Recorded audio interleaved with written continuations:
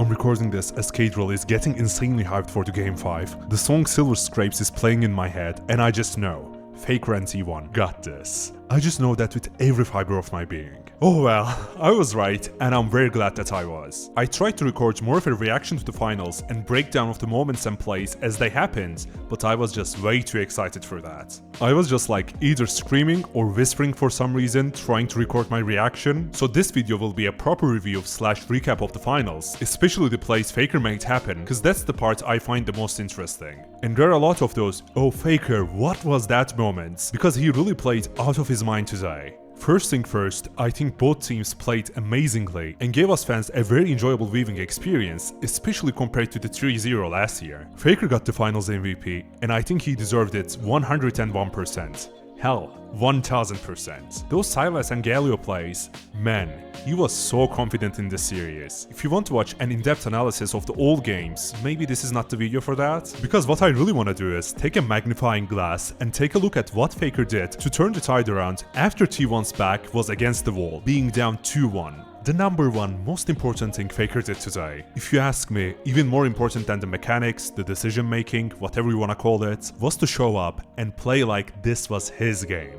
What do I mean by that? Well, check this out. I actually want to start with something he did that was amazing at first, but then turned into a mistake / blunder. Just picture this for a second. It is Game 5, Faker is playing against Knights RA and Bin's Jax, by far their number one comfort picks. If there's someone who doesn't know this yet, you have to realize Knights' record with RA is insane. What does Faker do? Well, he does this. With Galio backwards E attempt, he gets Knight's flash 1 versus 1 in the mid lane. Then he tries to take advantage of Knight's flash being down and kill him. Unfortunately he fails, loses his flash and dies to a gank by Shun, BLG's jungler, shortly after. But what I'm trying to say is, the courage to do and try this kind of momentum shifting plays in the biggest possible stage consistently is what sets Faker apart. This Sylas Rakan ulti steal play in the game 4 for example, he knows that Alk's flash is down, so even though Guma's Ash Arrow misses, he forces the fight onto BLG, who has Ziggs and Smolder, which are mega scaling as we all know, and turns the tide around in that do or die game. I saw the same T1 team lose to Hanwha, lose to Genji in the LCK with all of these Smolder drafts, but when it mattered the most, when the world's title was on the line, Faker and T1 showed up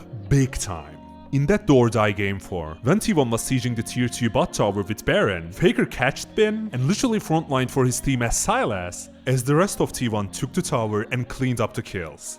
As if that wasn't enough, he catches Bin here again and T1 destroys BLG's late game scaling comp to carry the series to Game 5 with Silver Scrapes. Remember that small bit of reaction I added to the beginning of this video? Oh boy. It was right after the Game 4 ended, and I was flying high from all the insane clutch plays Faker made this game, because T1 really struggled to play against that kind of scaling comps earlier this year prior to Worlds. So seeing them overcoming that hurdle on a crucial Game 4 was so hype. I was almost 100% sure that with this momentum, they would win the series hands down. And they did. But I can't lie and say that I wasn't at least a little bit concerned when I saw Bin lock in Jax, Knight lock in RA. If I had to be honest, the drafting in Game 5 kind of made me question how much playmaking agency Faker would really have. Especially seeing Honor picking Xin Zhao instead of Y. I was like, will Faker be able to hit very impactful Galio ultimates? Does it really work this comp? I mean, it's not terrible, he can always just peel for Guma, but I really didn't know at first.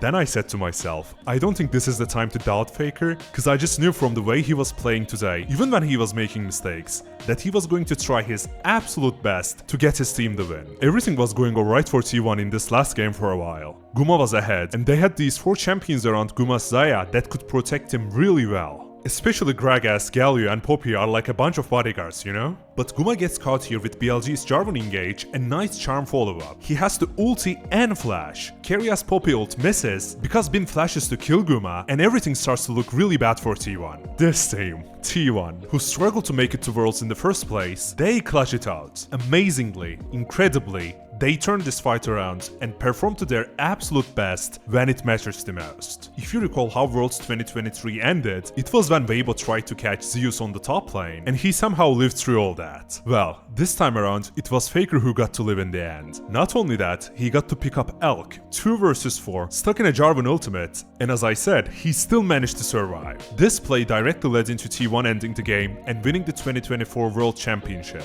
And let me tell you, it was well deserved by everyone on that team. I just made a video about Faker yesterday, and now I'm doing and uploading this one, which will probably affect the performance of the previous video in a negative manner, but I really do not care. I just had to share my thoughts and feelings about this series with you all, cause it was absolute cinema all the way through. So thank you so much for watching, and I hope you enjoyed the finals just as much as I did, if not more. Please, please, please share your favorite moments from the finals in the comments, because I really want to know. And keep the hype going at least for a while, you know? I really hope to see you next time on this channel. Take care of yourself until then, bye bye.